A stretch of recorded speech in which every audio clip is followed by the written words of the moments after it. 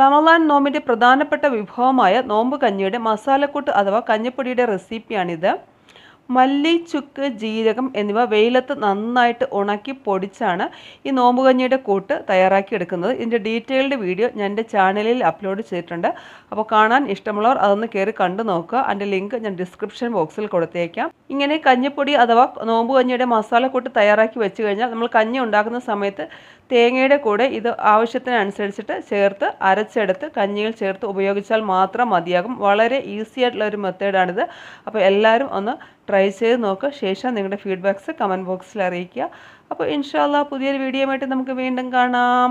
അപ്പോൾ എല്ലാവർക്കും വിശുദ്ധമായ ഒരു അനുഗ്രഹീത റമളാൻ ആശംസിച്ചു കൊള്ളുന്നു.